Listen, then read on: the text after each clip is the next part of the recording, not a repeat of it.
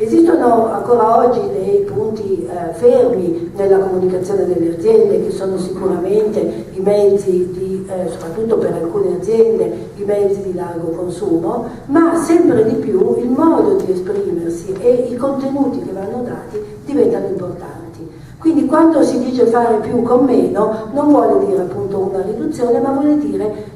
razionalizzare meglio i propri investimenti. E quindi in questa ottica bisogna avere una visione di tutto quello che il nostro interlocutore, il nostro target sta recependo come momento che gli arriva di nuovo a emozionare, a toccare il cuore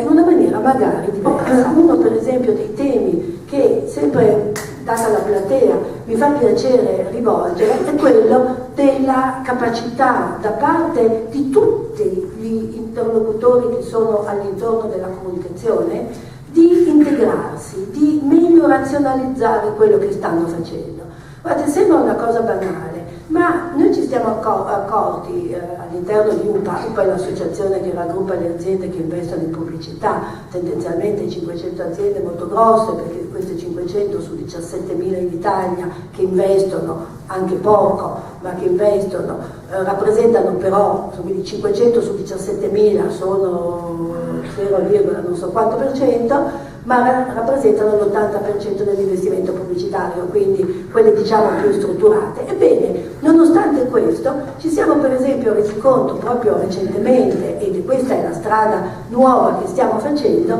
quello addirittura che all'interno delle aziende la capacità di essere coerenti nella comunicazione e addirittura voglio dire anche negli aspetti legali che sempre di più la comunicazione comporterà in termini di trasparenza e responsabilità sta diventando importantissima. Allora cosa sta succedendo? Che quando parliamo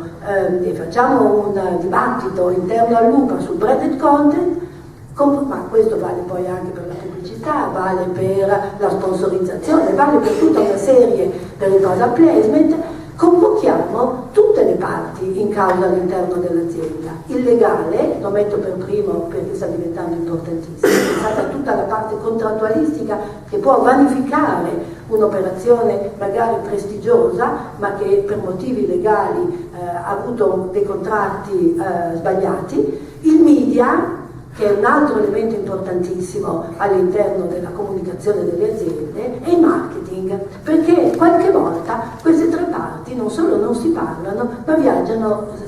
separate. Da questo punto di vista non voglio pensare di ritornare al concetto anche da parte delle agenzie del servizio completo, ma sicuramente che anche all'interno ci sia, visto che le agenzie, i centri media, le agenzie di PR, mettiamole tutte, inutile elencarli, ma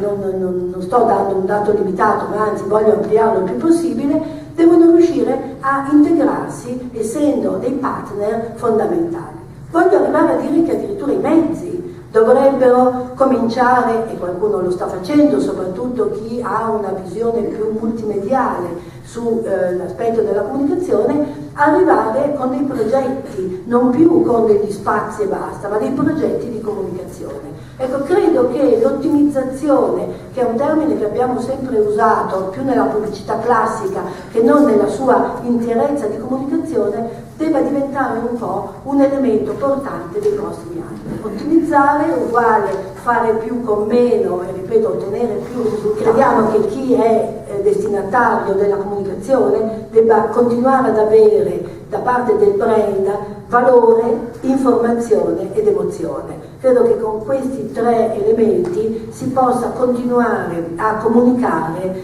senza perdere, senza disperdere le proprie energie.